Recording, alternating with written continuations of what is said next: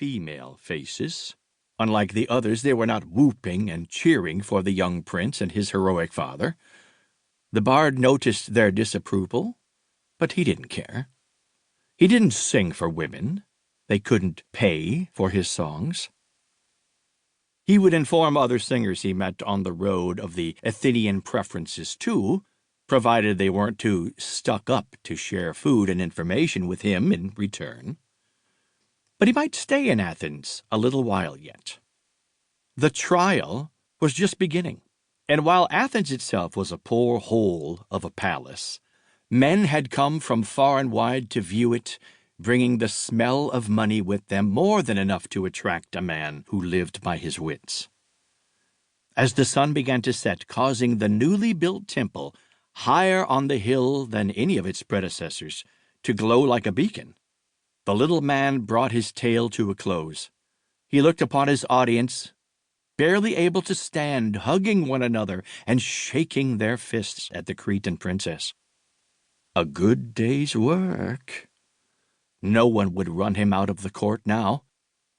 He stood up and sauntered toward the kitchen to inquire about the dinner he had earned, and perhaps even a maid to accompany it. Act 1. Crete. The men of Athens are muttering to one another under their breaths.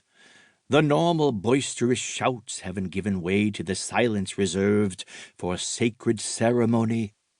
The room, the same one used for meals, has been cleared of tables. The long benches have been repurposed for the jurors, as they are being called. The maids have done their best, but there was little time between breakfast and the start of the trial. One man is sitting in a pool of meat juices. His clothes will reek of it later, but for now he hasn't noticed. And when he does, well, there's a maid for that too. Some of them think to last night, when they saw the defendant cheering and drinking with the others, stretching out his legs at the table as if he had not a care in the world. And what should he have to fear from this court of men? There is only her word against his. What man has not witnessed the malice of a jealous woman? And she is not a woman like other women, daughter of a king, sister of a monster, a princess of Crete. All have heard stories of the women of Crete. Outside there is a shuffling of feet.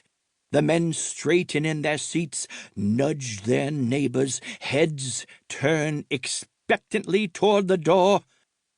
She is coming. It begins. Phaedra. I was 8 years old when I first heard about my mother's reputation, although I didn't understand what I was hearing then. We were outside the palace, and I was trailing behind Ariadne and Mother. Even at 11 or 12, Ariadne was already as tall as most women, and I dawdled behind, watching their legs move in time, their long auburn hair swish back and forth, and I longed for the time when I would be as lithe and elegant as they were. That time never came. I cannot recall now where we were going. I do remember that my father was away and we were surrounded by soldiers and guards, men with long spears who wouldn't even look at me out here in the open, although when we were in the palace, they would often smile at me, offer me a sweet if my mother wasn't looking, and tell me about the little girls they had left at home.